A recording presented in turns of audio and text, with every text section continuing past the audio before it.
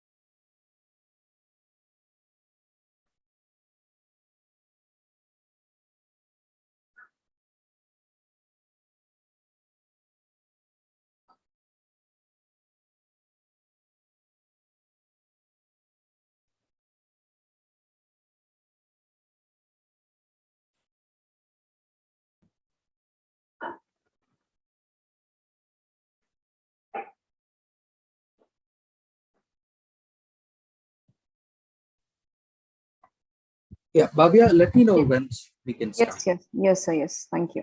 Hi guys, good morning and happy Shri Ram Navami to everybody. We HIW, as part of our 100 webinars mission, today we are conducting our 52nd webinar to enlighten and create awareness on various technical concepts with respect to the core segments. So I here invite Mr. Kiran Garu for this today's webinar on the opportunities for the e-mobility for the entrepreneurs and the job seekers. I would just like to give a brief insight about or detail about Kiran sir. He has 9 years of experience in the automotive industry and has gained immense experience in the areas of product management. Leadership by defining and executing the vision and digital roadmap for the automotive components. He defined and analyzed the market landscape with better value chain for partnering. Experience in financial analysis of required investment for the product launch and ROI for the effective decision making. Hi, Kiran sir. I think you can start on with the session. Thank you. Thank you. Thanks for the brief introduction. We could Very see your delighted video, sir, and you can start your video also. That will be great. Okay. You can see me? Yes, sir. Yes, we can. Oh, great. Okay. So, very good. Good morning, and very delighted to be a part of this session. And I'm very much confident that we have a good stream of people who are very keen to join the automotive or the mobility space. And this session is for the entrepreneurs and job seekers. Hi. So welcome to all of you, and all the best for your future. And I'll be very happy to be assisting you if in any kind of problems in terms of technology or in terms of even entrepreneurship. If you want to have any queries, even after the session, I'll be very much happy to be a part of your journey. So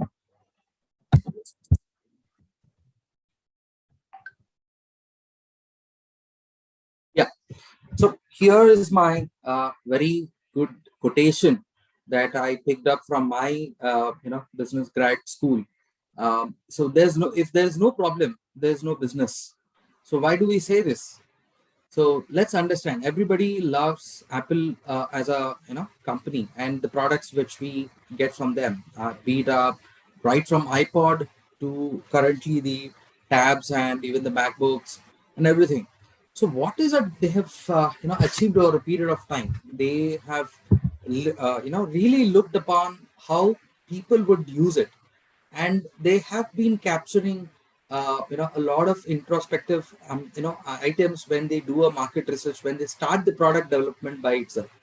So what I mean to say that is, let's understand the throughout the journey. In 1962, Steve Jobs with Steve Wozniak have started this idea to make the home computer, bringing to everybody in the livelihood in US.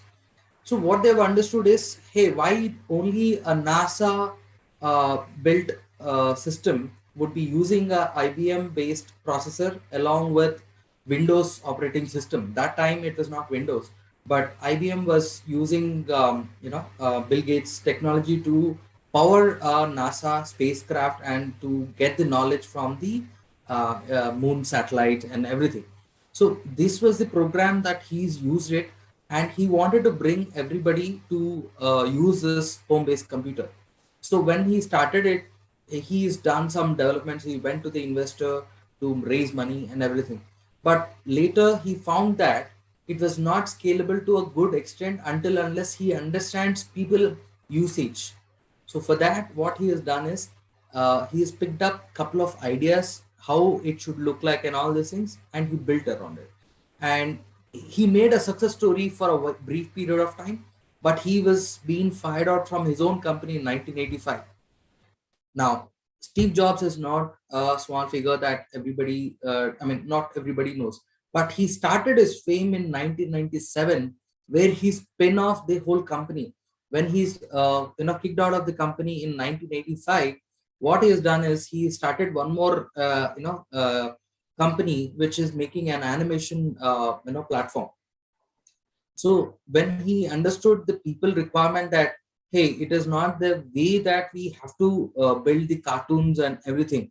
So we have to bring them the more lively experience of the cartoons itself, which I mean to say that let's say the 2D animation was running like this, but what he wanted to add is, how can this be projected as a real live being? So that made his story very much interesting for the people. And through Pixar, he made movies like Toy Story and all. So that has become a world-renowned game a platform for which all the entrepreneurs can come there, experience it, and bring a great cinema to the life. So his focus is understand people's requirement. If there is no requirement, you understand how can I enhance the user experience. So either you create or you observe a problem, or you to enrich the people's experience, to make it more feel lively and to enhance their experience, you are going to create products. That's how great products and great companies are built. So that is about Apple products, and we should really focus on why and how they created products like that. And trust me, in 1997, he gotten back. He started to understand how other people are doing it and how better and better experience that he can give to the users or the customers that he is talking about. So that is a story about Apple, which I love a lot in terms of product, in terms of their productization process, how they start the product development and everything.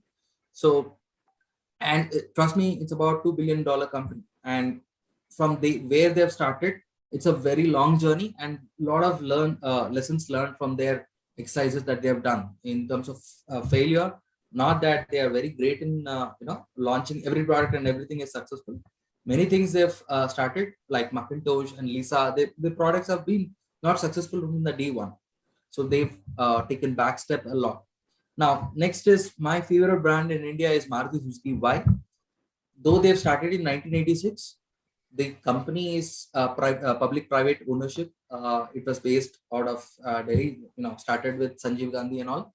But leaving all aside, 2000 they've realized that in the year 2000 they've realized that the most of the customer problems that they are facing is not from the urban community, because the garages were very very good, but they had a lot of problems from the rural market. That's when they started to expand their horizons of making and building the connectivity in the rural areas.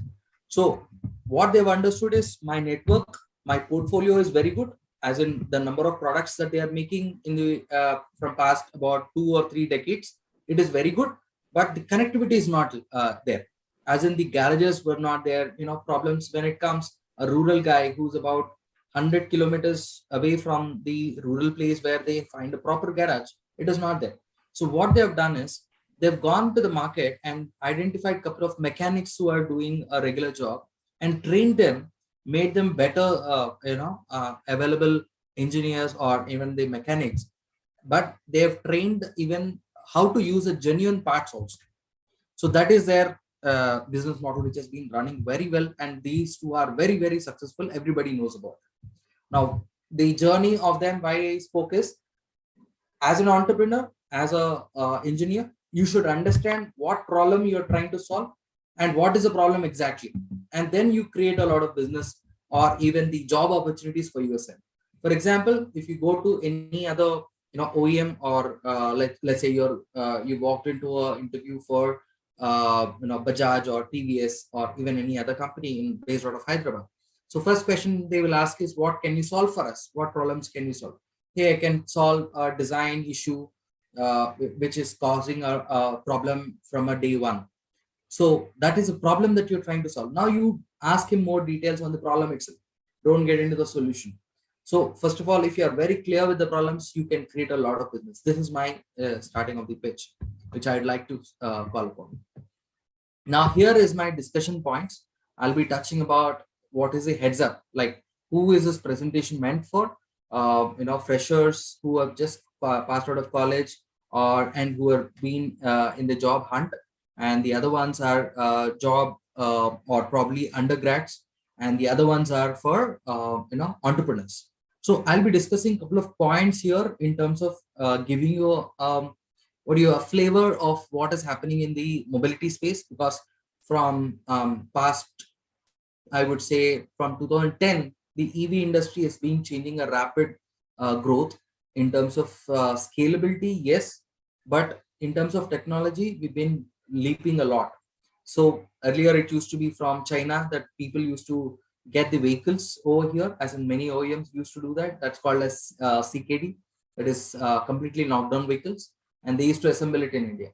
Now they have started to make in India. I'll walk you through the journey, and next now I'll be talking about my journey, how it's been. My experience has been in the automotive space right from the day one. I've been in the OEM side itself. And from past, only one company which I changed for the semiconductor company.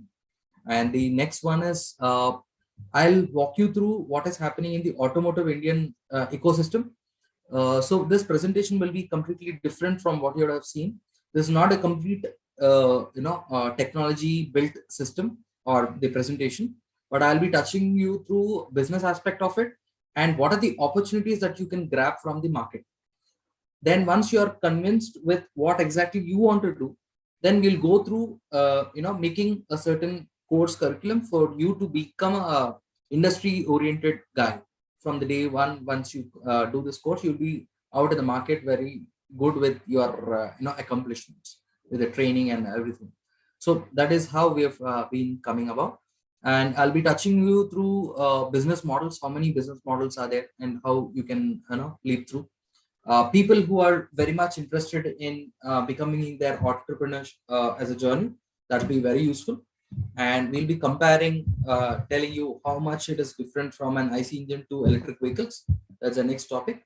And electric vehicle by technology, I'll be focusing more on the two-wheeler segment because two-wheeler has become a full backbone to Indian ecosystem. And mainly I'll be focusing on number of products that is being relatively there and how you can work and what is the best advantage you will be looking after when you make a product and how to make the product. So these will be talked in this session. And problems associated at the value chain. So when I say value chain, right from the component manufacturer, let's say screw silicate, you will talk, I will be touching about what are the problems associated in the electric vehicle, even end user. So from there, a couple of products and associated problems I'll be talking about. And what is the stages in which you have to build the product, the process of building the product, I'll be touching upon. And from all these things, where would you be standing if you are an electrical engineer, if you're electronics, if you're a software guy, even if it's a civil guy, I'll be touching upon these aspects. And I'll be open to all the questions that you might be having with. And I'm looking forward for a great interactive session. I feel it should be more not a one way, but I'll be very happy to see how you can be helping me to get more insights from your aspect, like a student, how you will be thinking, or even a fresh graduate or an entrepreneur. I'll be learning from more than from you more than me, because the more questions which we will learn together, that will be more helpful for me and for everybody else who is joining the discussion points. So here is the first aspect of how I'm looking at the problems right now. Now, more than 1 million people are coming out. I'm sorry, not 1 million, but a lakh of people would be required in this industry for propelling the technology innovations and all these things. So these are the probable 5 or 6 major people or engineering disciplines which is there. And these are the number of students who are coming out of the colleges. So all put together, it is close to 10 lakh. That is 1 million.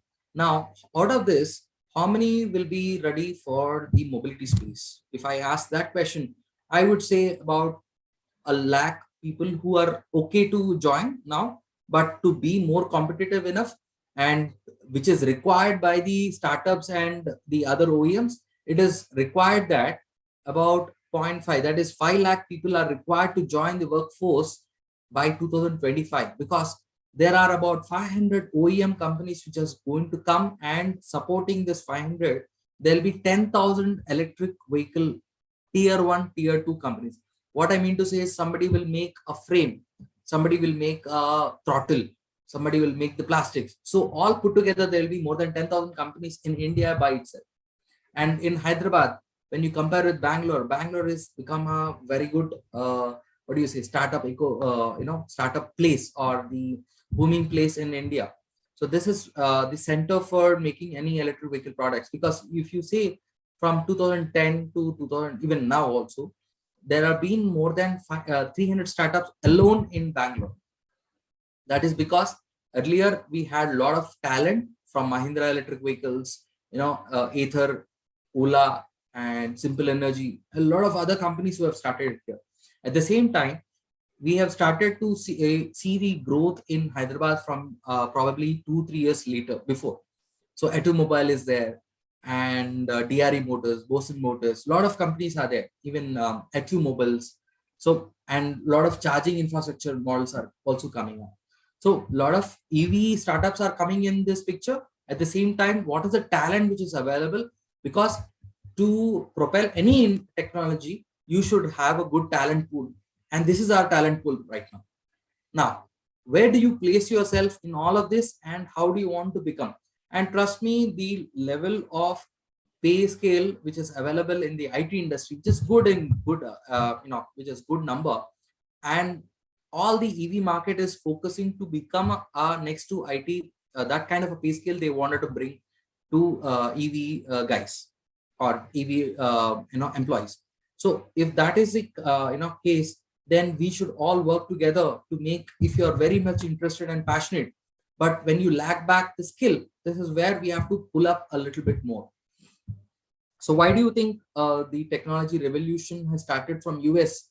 Tesla guy has made it from the day one. So we've been knowing this brand for a long time. Why do you think they have it? That is just because it has got a good ecosystem of pulling out the talents from MIT, Stanford, and everything. Now, when you want to become like that, what is the kind of skill set that you will possess, and how does a EV startup go to happen? So it is like making the demand and supply from the talent to the running the business.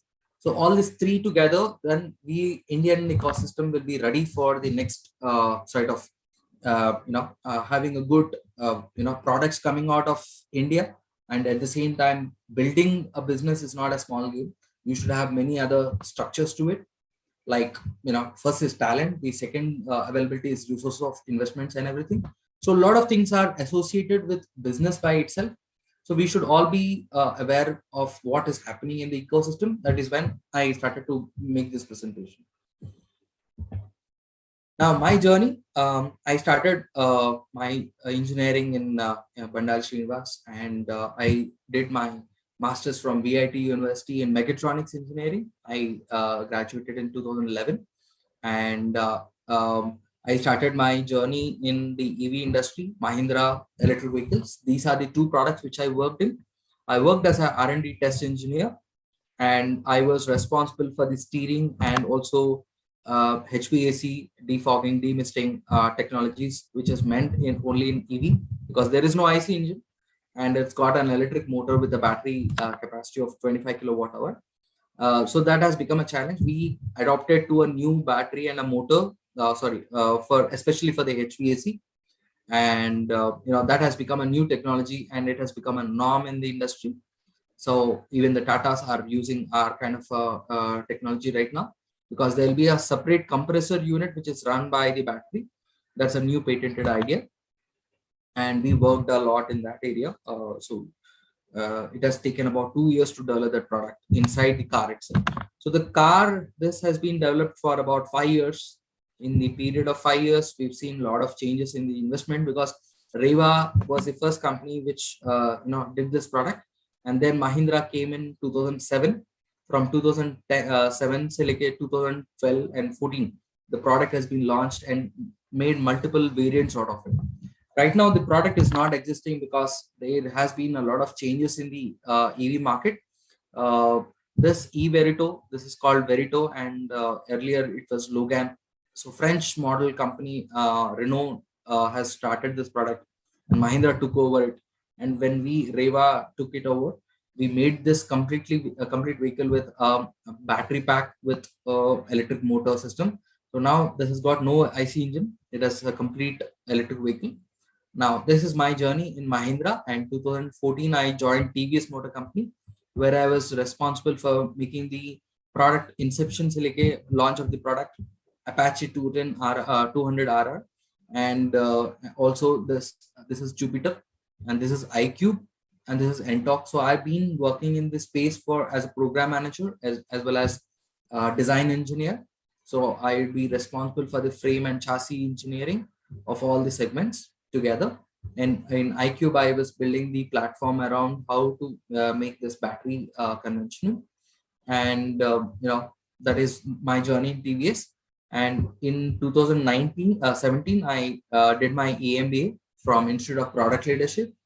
And then I joined after that in Rome Semiconductors. So my journey in Rome Semiconductors was a period of 1.5 years. So where I was, heading the business division for the lighting segment, and I was a product manager and head of strategy for that segment itself. Now this will be enhanced. This product has been there for about 2-3 years. Now, when we added our requirement to the HQ, that is headquarters, so that has become a global product by itself. So we understood the requirement. This is especially meant for automotive segment. The Rome Semiconductor, this product BD18347 is a product name very well known in the industry. So we built a good product around it, and that has become a $3 to $5 million aspect of it. Now the next, after I joined this company and I left in 2019, and I joined this company called Quantum. They were making electric vehicles, and this is my product. I was heading the whole product. So right from battery pack, this is the area where we have a battery pack along with the smart BMS, and we were using a hub motor, and the whole product has been in the idea that we should be somewhere cost conscious as well as it should look very stylized. That is the mantra that we followed in this product building. And after 2020, like last 2-3 months back, I joined this company called Bolt, and now I'm heading a division of product building for making the smart speedometers, that is called clusters in automotive. And also this is a charging station, a small EVSE point, that is called electric vehicle supply unit equipment. So this, what it does is, over here we have a 5 plug-in pin, and this will be helping to take the charge and putting inside the vehicle. So this is a EVSE point that we call as in general. It's just a 15 amp socket, and there are a lot of protection circuits inside this, and we have mobile app connectivity. And when we have this installed in front of your house, any electric vehicle rider can come to your point and put for charge, and through this QR scan code, he can take the he can pay you back. So that is a product that we've built, and this is running successfully in the market. So this is my journey, and right now I'll walk you through the Indian ecosystem, and wherein we will see from till 2010 there's not much of changes. Yes, there were electric vehicle manufacturers, but till 2010 what has happened is Hero, TVS and Bajaj, and apart from this Royal Enfield, Suzuki, Yamaha, these are very top 5 or top 10 IC engine manufacturers. What has happened is government has taken a push that we should have electric vehicle policy because of the climate change and the UN summit that has happened in Geneva. So this propelled to make everybody go into electric vehicle.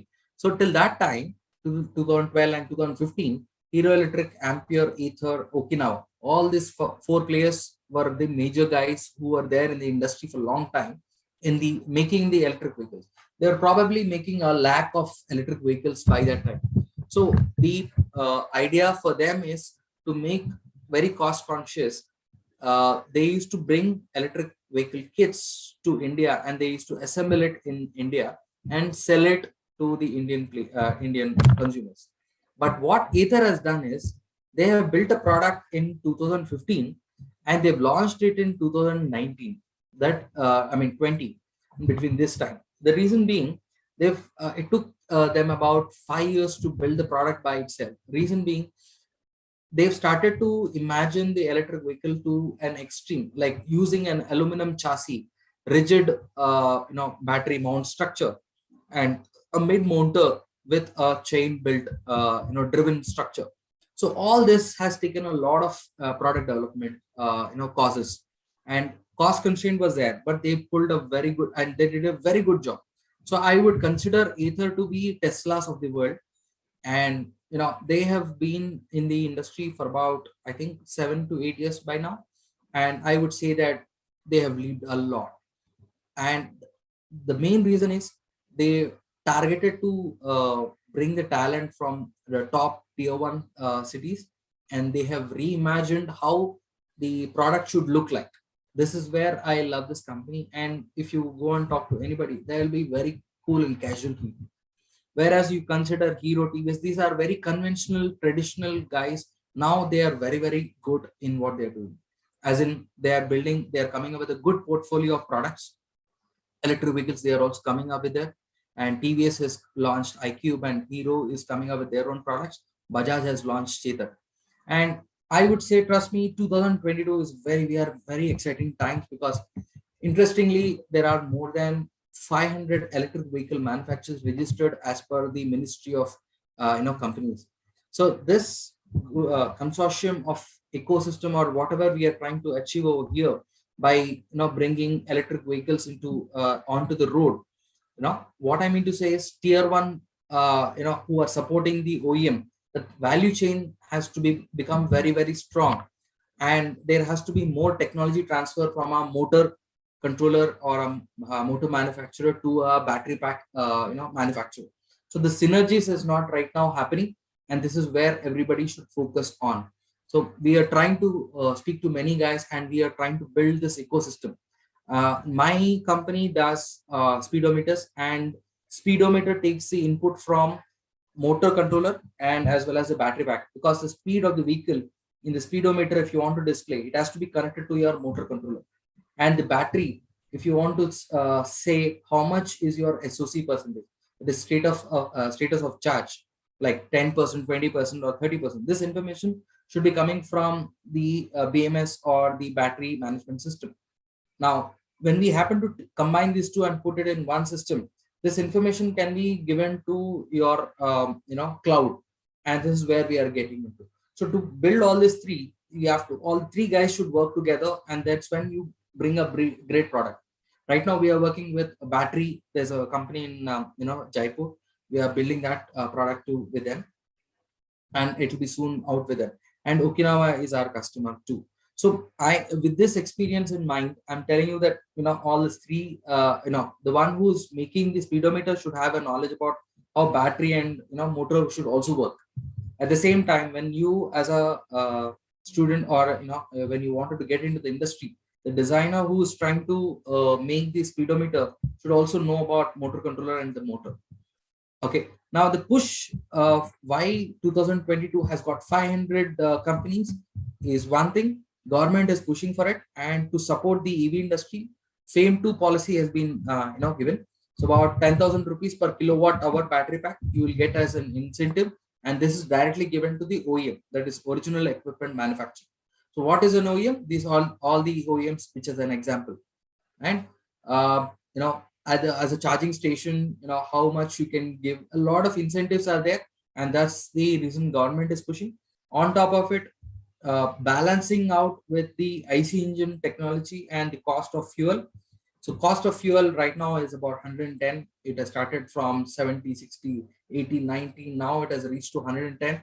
Now people are cribbing about it. Now this is where you get transformed as a personal usage. Also, I have my own vehicle now with the electric vehicle. Now, because of the fuel is rising up, and I feel my necessity is just about 10 to 15 kilometers per charge, which I have to go and deliver something, or transport myself, or move myself.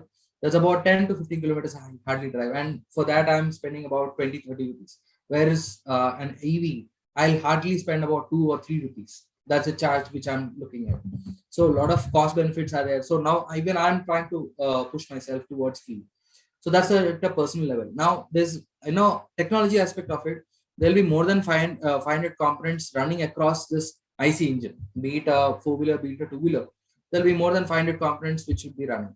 Now the ease of making an EV, it's just got about maximum 5 to 6 parts inside the motor itself, which will be moving. The rotor by itself, and there'll be a transmission. So these are the 5 or 6 moving parts in the electric vehicle. When there is no movement of any kind of major parts, and there is no friction of it, wear and tear will be less, and your ease of usage, plug-in type will be there. As in, when I say plug and play, So the moment you have a battery and you have a motor, you are good to go.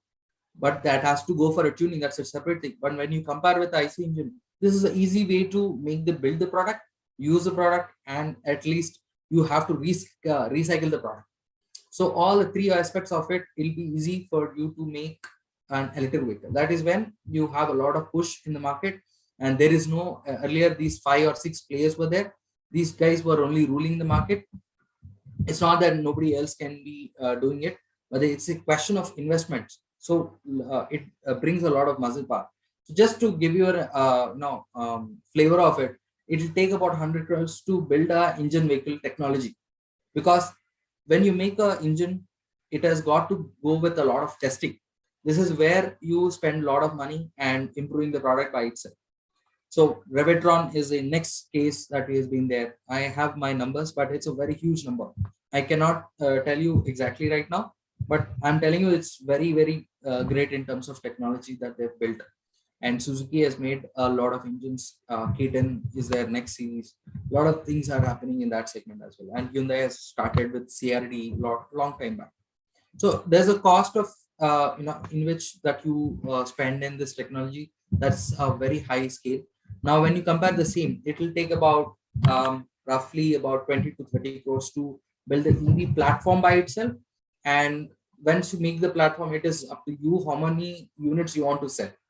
So that is the kind of investments which I'm talking about. Whereas 100 crores only for the engine technology, and whereas 20 crores to develop the entire vehicle segment as a technology. So there's a huge parity difference, and that's when you see a lot of players coming into the market. So here is a business model which I'd like to emphasize on right now. So earlier it used to be around OEMs, that is all the Hero, TVS, and two-wheeler segment and four-wheeler. So this is an example of an OEM, and catering to the end consumers. It used to be direct straight away job, like you have an employed distributor and wholesale distributor and a retailer, and you have a service segment. That is a straightforward business along with that. And right now, to support OEMs, we have tier ones and tier twos. It used to be till 2012 or 15. That is a straightforward game. You take the supplies from tier one and tier twos and give it to OEMs, and these guys used to give it to end consumers. So this used to be the business model.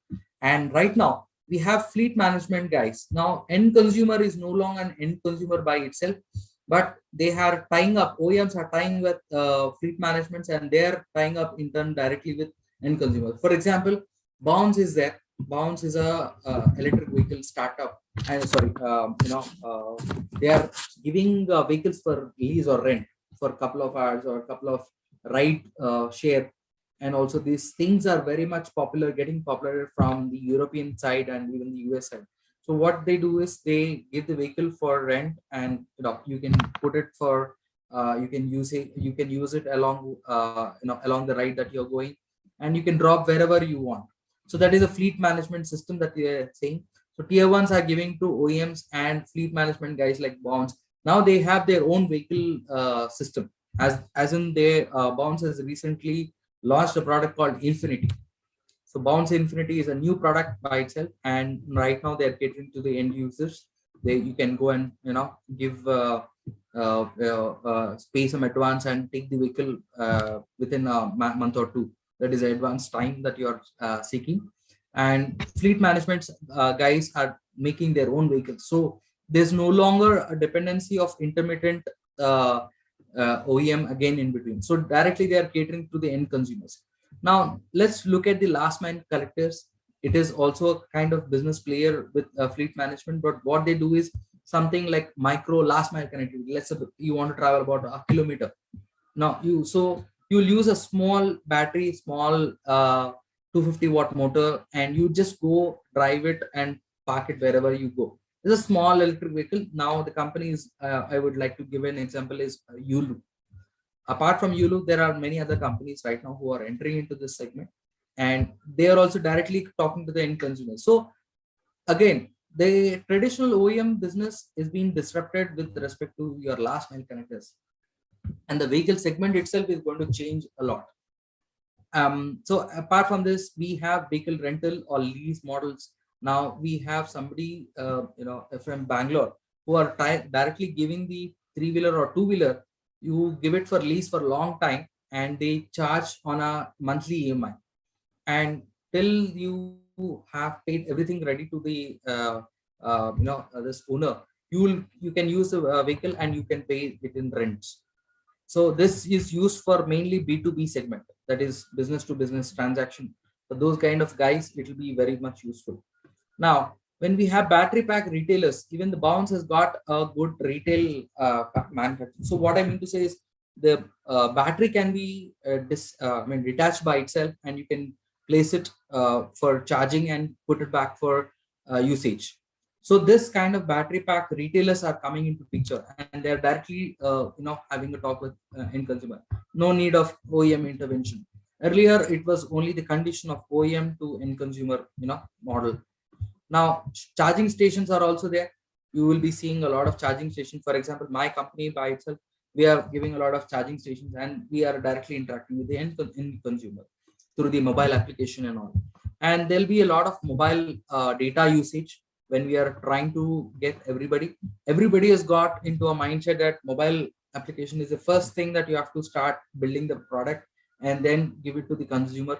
And then when we enhance the experience of that, you will gain more traction towards your business. So that is a mobile data, and from mobile app you will be able to do it. And even the vehicles have got SIMs now. Vehicles are using a telematics device. That's a device by itself, and that will be transmitting all the data from the vehicle to your cloud. And there'll be SaaS providers. Like a lot of marketing can be done through SaaS as a product, like software as services. So a lot of business can be done over there, giving it to the end consumers. And DAS, that is data as services. Let's say you have a vehicle and you want to know what is happening with your vehicle, because there will be a claim for warranty and guarantee of the vehicle. So what they do is they will accumulate all the data that from the day one, how you've been using and all, and how the product can be emphasized or having a problem. This data as services, let's say you pay about 10 rupees in advance and per year, and they will provide you one data set every month saying that this is your usage pattern. And if you improve this aspect of raising the vehicle or getting throttle on a uniform basis, let's say you run the vehicle in economy mode for a long time, your usage of battery will be good, and thereby increasing your mileage and also range of the vehicle. So your warranty comes in a low premium cost. So warranty of this and insurance, everything can be solved with this data as services. So I just covered about 10% of what I could talk in this segment, but I'm sure that we have a lot of businesses which are coming up. And as an entrepreneur, as a EV, or a mobility engineer, whom I'm, calling as, this is going to be a new term, mobility engineer, because a mobility engineer will have all the aspects of it, like mechanical, electrical, electronics, and software. Because I'm seeing a lot of need that people don't possess all this need or all this knowledge or skill set as one entity. So calling them not as an automotive engineer, because automotive engineering was more focused on the IC engine and the electronics towards it. But whereas electric vehicle, the mobility engineering is a good way to start. And I'm coining this as a good term.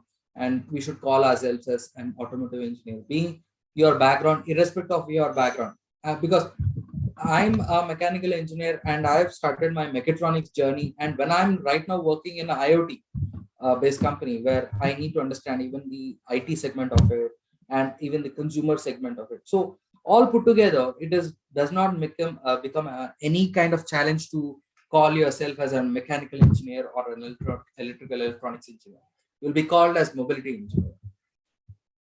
And that is the focus of all the people right now, because a lot of talent is required in this segment, and we are seeing a lot of scarcity. So right now, from October till now, our company has gotten about 250 people of talent, as in 250 members. Right from it used to be around 80 numbers, now it has become a 250 plus, and the recruitment has started very well. and it is gaining a good traction in the market. So what I mean to say is we should focus on what exactly the focus of your interest and make it as much as possible. Learning curve should be very much smooth and it should cover the main aspects of it, and you be industry ready. So comparison of ICE engine to EV, I'll not dig in deep. The reason being, I would make it very simple for you guys, and to make you understand, there used to be a comparison of the powertrain by itself, like an electric motor and ICE engine. There's a main focus that electric motor will be much easier and much high usage pattern, usage wise. It is very easy to maintain also. Whereas an IC engine, you need to have a engine, you need to have your oil confirmed every time. So every 10,000 kilometers or 5,000 kilometers, you need to change the oil. Whereas in electric motor, you don't need to do anything. This is a prime mover, right? And in charged batteries, yes, that is a prime requirement of that is going to be at heart of the vehicle. And that is going to be 53% of the vehicle cost is coming from the battery itself. And charging and discharging of it is the only thing that you will be doing in the electric vehicle, whereas in the petrol or diesel engine vehicles, that is primarily run by the petrol or diesel engine, and that is can be filled within a span of 5 minutes. You'll be completely doing it, whereas in electric vehicle it'll take about minimum half an hour to 45 minutes just to cover the 10 to 15%. There are now coming up with fast charging stations like DC fast charging and all these things. So technology is coming up very much faster. So currently the industry focus is to get charged your vehicle when you compare with an IC engine. It will take 5 minutes, and your IC EV vehicle is also should take about 5 minutes. So that is a comparison right now that they are having with. Now, there is a lot of disadvantages when you do that, because your battery life will come down when you charge it with high charge currents. So this is where industry is having a trade-off. How much should I have a good play so that I can sell in the market? Right now in India, we have only Mahindra and Tatas of the world coming up with Hyundai, Kuna, and MG. So there are a couple of brands which we can talk about. But when you see the two-wheeler segment, we have more than 300 numbers, and in which only 10, I would say, that are very good with the vehicles. Though they are getting it from outside, it is good. Ola is making in India. Chetak, iQube, these three are making it in India. Apart from that, Ather is also made in India. So, and a lot of things are going to come in the future. And when government is pushing for to be made everything in India, that is when they are giving subsidies. And there is also kind of PLI, like, I mean, I'm digressing from the topic. Now, let's look at the mechanical and electrical systems. Right now in IC engine, you need to have a gear system, because the power produced in one stroke, that is in the expansion stroke of the engine, you will be delivering about 25% of the, 30% of the, power required for the engine, for the prime mover, that is to move the vehicle. But wherein you need to have a gear system so that your torque and RPM can be increased or can be varied according to the usage pattern. Whereas in electric vehicle, you don't require so much. The torque availability in the motor, right from the initial start, you will have more torque, and you will require, you will overcome within a span of 2-3 seconds. Whereas in this, it will take about minimum 10 to 20 seconds to overcome that threshold of torque, the initial torque. So this is a great comparison which I can give you. And regenerative braking, frictional braking is only used, whereas in electric vehicle you are having a regenerative. What it means is, when the moment you apply a brake, what it will happen is, in the motor, suddenly the polarity will change, and you will be able to make the motor and into a regenerative, as in the it will become like an alternative. So the moment it becomes an alternative, it will power the current through your motor controller and putting back into the battery. So this is the technology that we are talking about. So the moment you are having any issue with your braking system, so first thing we will do is regenerative checking, and then we'll understand how much is the friction percentage. That's a good technology by itself. And efficiency, definitely this is going to be a high. And definitely this is going to be a eco-friendly. Probably well to wheel is a concept when you dig in deep there, because your coal in India is about 23 to 48 percentage in some areas, where you're generating power through thermal and also coal systems, or thermal power generation. But when if you look at the nuclear percentages, will be hardly 15 to 20%. The rest is hydro and the other ways of wind turbine and everything is there. So highest percentage is contributed towards your electric thermal power stations. That is where you're drawing a lot of power from or generating power from. Whereas when you look at the electric vehicle in the cities, it will not be so much polluted, but wherever the power generation, there is a chance that we have to look at the efficiencies of it, and thereby increasing the efficiency of a thermal power station, it will become more eco-friendly. So there was a huge debate whether electric vehicle is more eco-friendly or an ICE. So there became a very good debate, and they've concluded that unless and until you improve the efficiency of the power generation, you will not call yourself as very good eco-friendly. But for the urban mobility or the urban transportation, where you are seeing a lot of pollution, this EV vehicle is going to be very eco-friendly. So that is where everybody is trying to focus on. Now, looking at the EV vehicle technology, two-wheelers. So right now, what you are seeing is an Ather model, and right now it is under display in every showroom of it. So what you have is, this is a aluminum chassis. This is an aluminum chassis, and this is a steel frame chassis and frame of it. And this is a very rigid mounted structure, aluminum case, wherein you have about 3 kilowatt hour battery pack here. And this is a motor. It's a Mahle motor. When I say Mahle, it is a company by itself. And you have a controller, everything put over here. And this is a belt-driven technology. So you have about 4 kilowatt, motor power and 3.3 kilowatt hour battery pack. And this is an aluminum frame chassis. And this is a very smart cluster, as in Android-based cluster they are using now. And this is the whole structure of it. To make this vehicle, you will require about minimum of 1 lakh. And this is especially when you don't consider the tooling. I'm just giving you a unit price, because aluminum is about maximum they'll be using about 5 kgs, and steel they'll be using 2 kgs of it. This is a steel structure. And apart from that, you have suspension forks, telescopic, and also you have a monocoque suspension. This is again aluminum case chassis. So all put together, you will be requiring about 1 lakh. And the motor will be around 20,000. This is about 50,000 alone. And you will be having a speedometer which is 15,000. So all put together, I'm just giving you a rough estimation about 1 lakh. And this is a battery pack. What battery pack is? It will consist of single cellulose cells like this. This is a cylindrical type cell, and this is a kind of pouch cell. And we'll make everything in terms of a grouping of this, making it in modules. And these modules will be packed in a great pack, and you will have a BMS, that is battery management system. So in the usage pattern, when we have a BMS as in the battery pack here, this whole thing is a battery pack. And BMS, when you are driving, this it will take the charge from the battery and put it into the motor, and the motor controller will be driving the exact current which is required for the motor. So right now we have different types of motors. Right now in the market, we have BLDC and PMS motors, type of motors.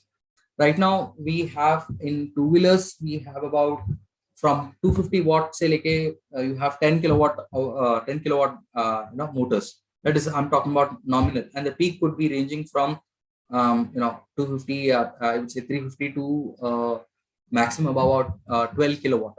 So this is the range that we are talking about, and we have different structures to it. This is a mid-mount motor, and we have something hub wheel motor also. And this hub wheel motor has got a constraint of having in 10-inch wheel of this wheel rim size. You can package maximum about 2 kilowatt, and with a good efficiency of probably 95% of the, and that will be a BLDC motor. And in this structure of motor, you have this is a kind of axial flow motor, and this will be having a maximum capacity of 15 kilowatt also. And we have seen certain use cases which has got about 25 kilowatt, but it is being imported. Now in India, very few motor company manufacturers are there. I can just count it on my fingertips who are doing a great job in this segment. And there is a lot of opportunity in the space of building the battery packs and also the motor, motor and motor controllers. So my invitation to all the players who are looking for an entrepreneurship journey, and also the ones who wanted to be in the ecosystem of mobility, that start focusing on these three things. Till 2030, you will have a great need of these engineers. And trust me, we are now for a 3-year experience guy in making the battery pack, we are charging about 15 lakhs. And we are ready to do it immediately. Earlier, that was not the case. For an electrical engineer or a chemical engineer, and this knowledge of battery pack making will call for 5 to 6 areas of engineering discipline, or at least having the skill set: mechanical engineering, electrical engineering, chemical engineering, electronics, embedded. So all this 5 or 6 engineering mindset or the skill set which is required will be required for a battery pack engineer, and he'll be put for good tests, and then we'll be giving this kind of pay package. And that is the industry norm right now. It has become. So understanding the disciplines is one thing. Having an experience going and giving you a hands-on experience trying to solve the problem in the field, and when you're making the product, this becomes a lot of good challenges, and it becomes very interesting to even be in this industry. That is where I love myself being in this industry. So currently, what are the problems associated in this? Now you are getting to hear from the news that a lot of vehicles are getting burned, and you are feeling that should I really buy one, or people are getting scared of it. I would say that we are just in the very nascent stage of product development of this kind of technology. This is happening purely because the vehicles are not being completely tested to the core, and before even launching, they will not check the prime factors of becoming a good number. They're just making the assembly pack in such a way that completely things are not assembled properly. Like in this case, I would not get into the investigation, so I know a little history of it, but this is not the forum. When we talk personally, I'll give you a gist about it. So prime focus is how do we attack this kind of fire incidents, and how do you make the product very good, and what are the current EV problems that we are facing. One is if battery getting burned, or having a great problem with your charging system itself. And currently the EV system, end consumers are facing a lot of range anxiety.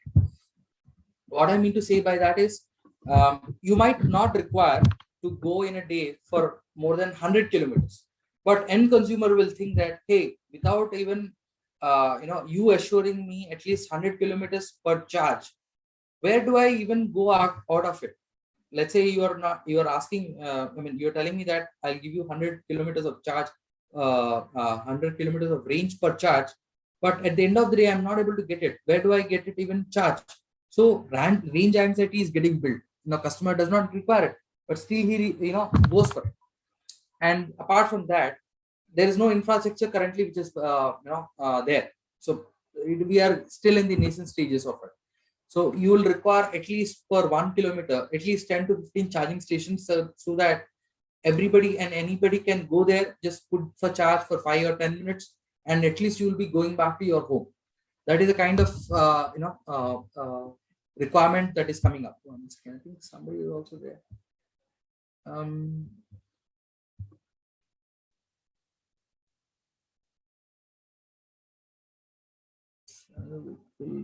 Yeah. Yes. I agree with you. And not just them. A lot of companies are there. Okay, I got it. Yeah. So ranging anxiety and OEM problems are currently availability of systems which is made in India that is not available. Not much of that. I was speaking to a couple of guys, and they are having issues with arranging of all the motor and battery pack within India. Battery pack is, I would say, 20 to 30% is sorted out, but the quality of the product is not there. And the motor manufacturers, it is not having a good build in India. And at the same time, we don't have good talent which can support or bring the product development into good phase. Talent pool is again one issue. And investments for this, as I told you, it will require 20 to 60 crores in between that range to start a product and also going to the SOP segment of it. And you have a lot, they are expecting a lot short lead times for the product development. Right now, the shortest lead time to develop any product is minimum of 1 year and 6 months. And no proper knowledge on how to build it further, as in to improve the product. You will make a product by getting a battery pack, by getting a motor and a controller. You will build a proper system. But to develop it to the core, when you happen to test it for a long time, you will face a lot of issues. That is not happening. And how to do testing also people don't know in the OEMs. This is what my observation is. And this is where I would like to train you guys and help you guys in building your skills in this aspect of it, and going and pitching it to the OEMs. They'll be really appreciating you. And apart from that, this same kind of problems will be there in here also. The cost, here we are talking about a system, because what OEM does is they will buy all the systems and from the market and they will assemble it in their vehicle. But whereas in tier ones, they will buy the components and they'll make as a system and give it to the OEMs. So this is where the difference is. And in tier 2 levels, where you find, let's say you wanted to have a raw material, so like lithium deposits, that is not there right now. And quality and cost of the product will be going high when you don't have the supplies for it. So these are the 10 or 15 points which I just said, and we can dig in deep of understanding it.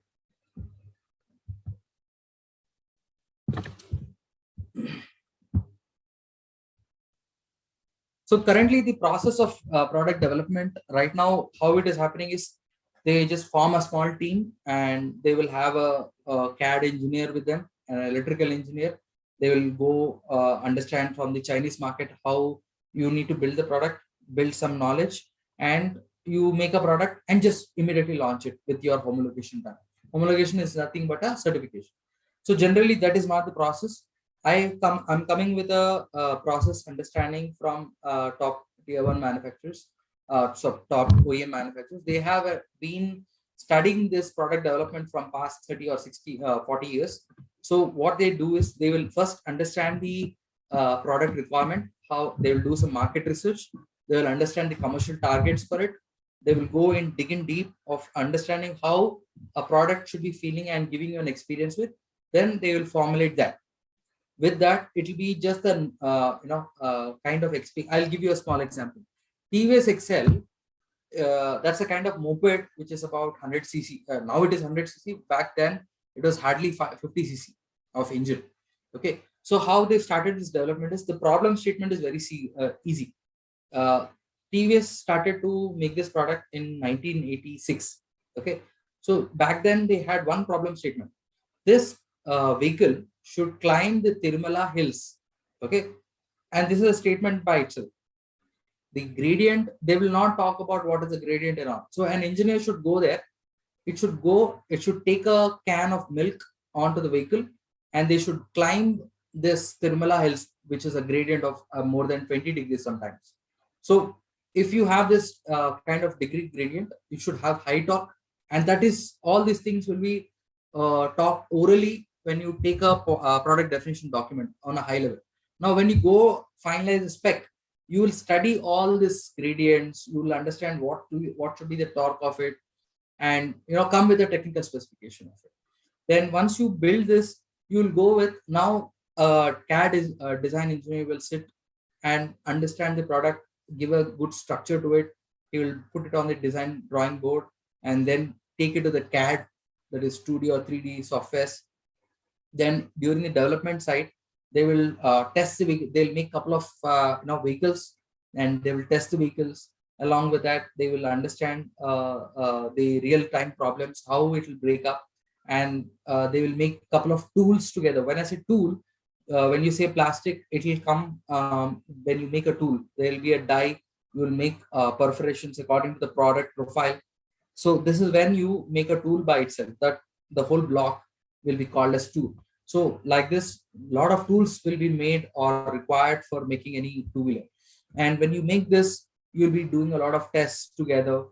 And that phase, when it completes that, at least for 50,000 kilometers, the product should not fail. So they'll make the product, they will test the vehicle, and that is when you will go for homologation. Homologation is nothing but certification in the government body.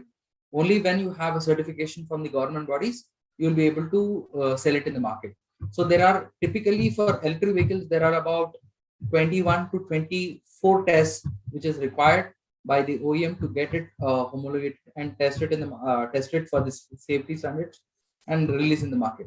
So the whole aspect of homologation is to make the vehicle more safer to the end consumer and also to the rider bikes. So when you have this homologation, it's a very serious activity, and there's a kind of milestone by itself that you need to qualify to make it in or launch in the market. And you have a quality production tests that will be going. So you'll have an assembly conveyor belt. You have an assembly conveyor belt, and on this you will put all the parts together, so that your time takt time is what we call as, from the first stage to the 20th stage that you assemble the products together. It should come in a series of action, and every action done by the assembly engineer will qualify for your quality management system. So all put together, when you put the assembled vehicle onto the road, they'll be doing a lot of tests, and that's when you have it in your delivery centers or retail markets. And next is the start of production. That is also a phase in which all the OEMs will be saying that I produce about 1,000 vehicles, 10,000 vehicles. And so the number of vehicle increases, your complexity of making the product will also increase, because there will be too much of fastness involved in the line management. So there's a lot of chance that some parts will be missed. That becomes a great challenge.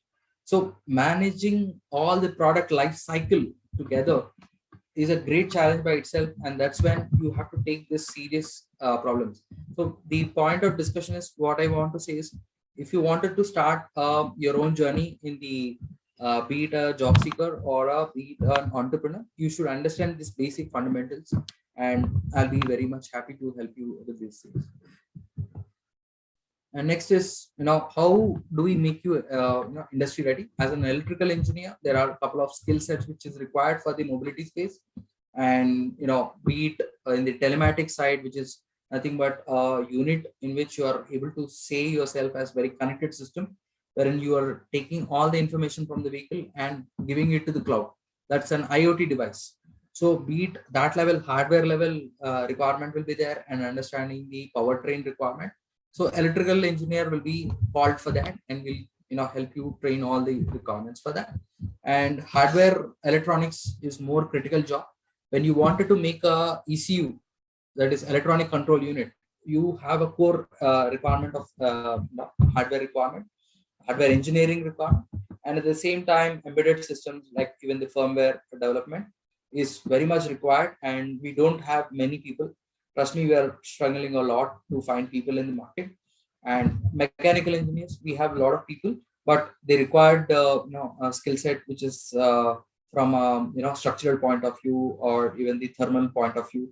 Everything is required in that segment. And thermal issues, that is where mechanical engineers will be helping us to solve the problem. And this will be covered in industry practices.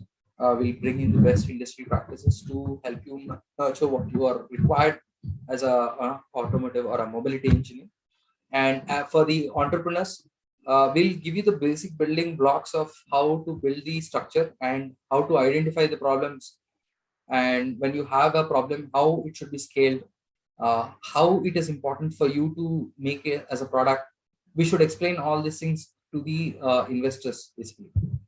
So we'll give you all these ideas how to work around validating your ideation process and raising the investments. Recruitment of talent also will be able to help us. So basically, we'll try to help you come up with a process of how to structure yourself in the thought process of becoming an entrepreneur and giving a great pool.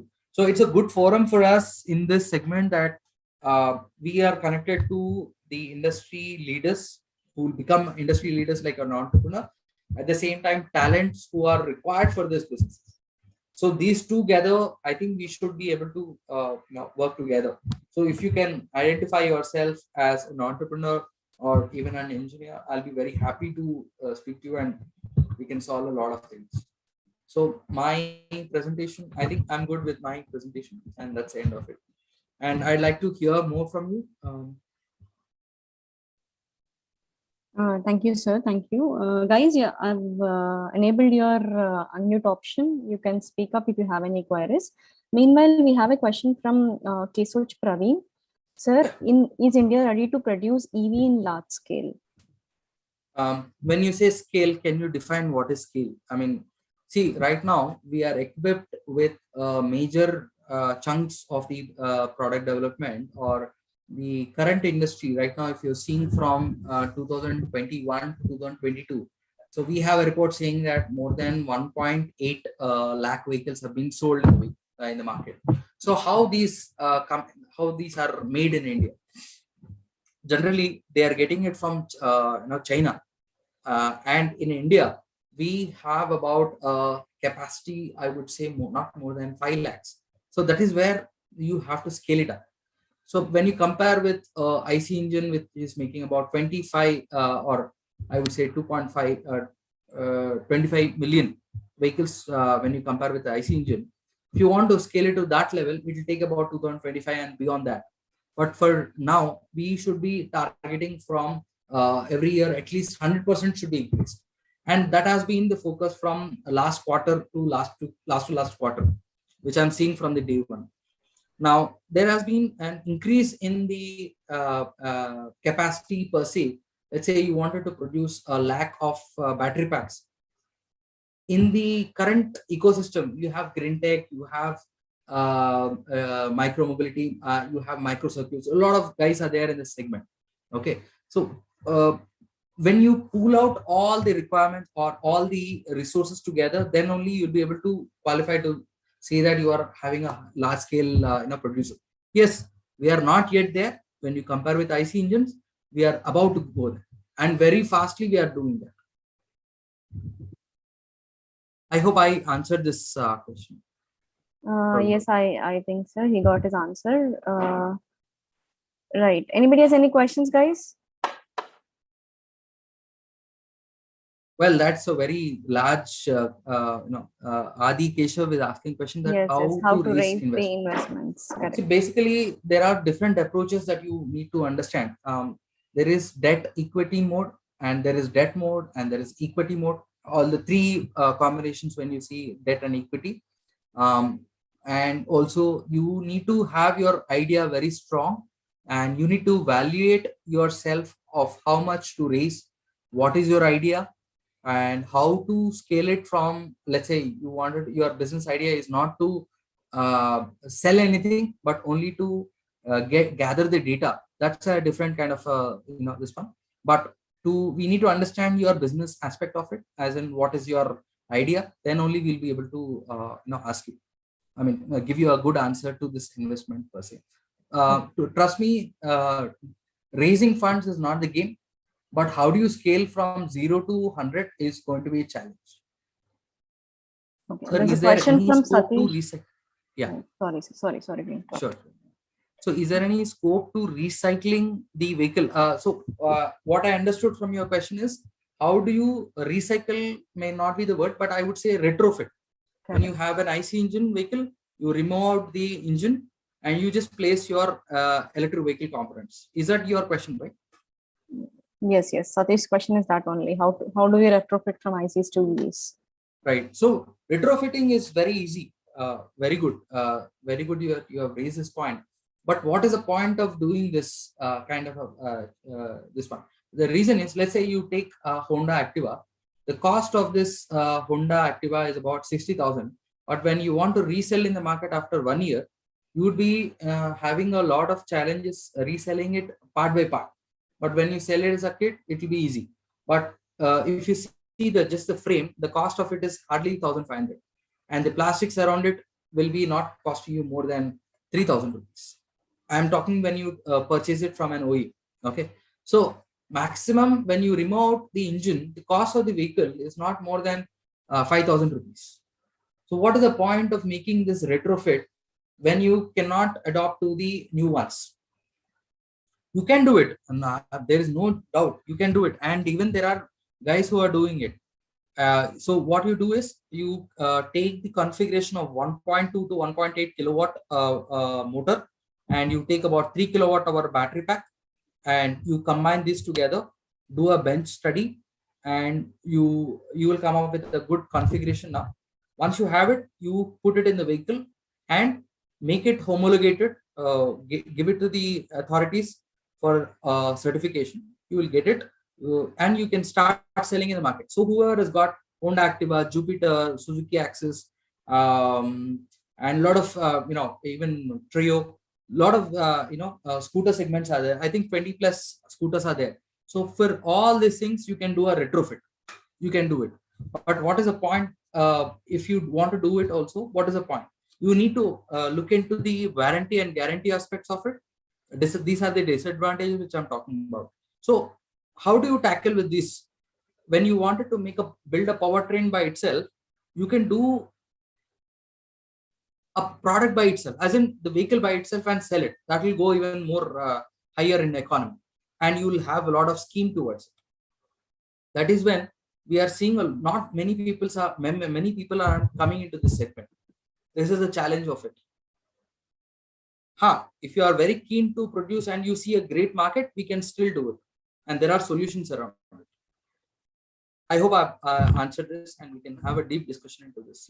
Yes. Maybe I'll just add a point. Right now, we are seeing so much of retrofitting in the trucks and the segment, correct, sir? Yes. Yeah. Any more questions, guys?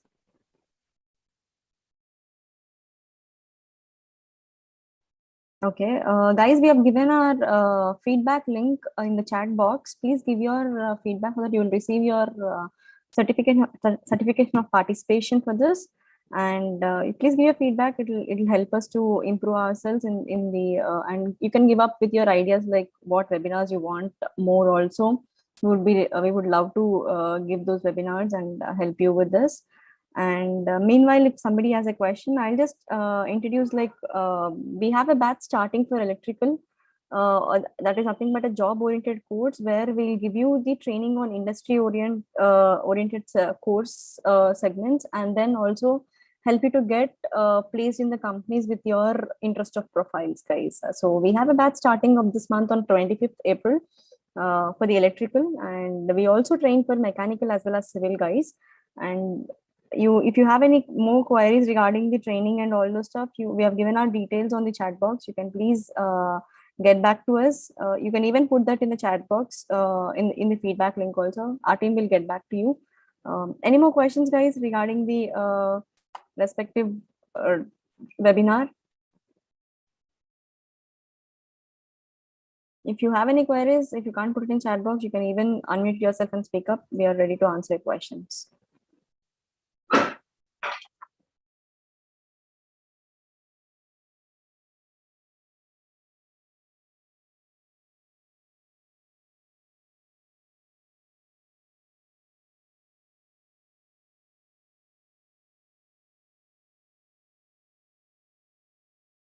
Thanks, Okay. Arun. Thank you so much. I could see, like, everybody is giving thanks. That means everybody has questions on this.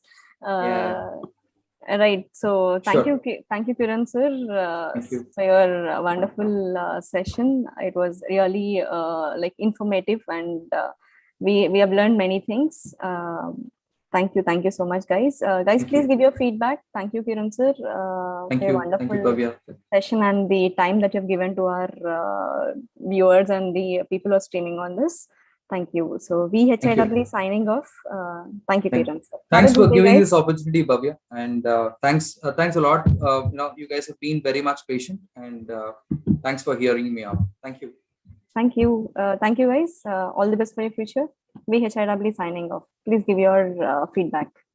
Bye, sir. Bye.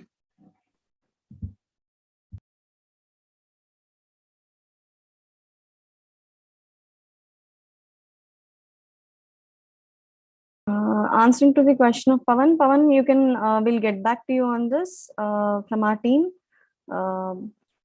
Okay.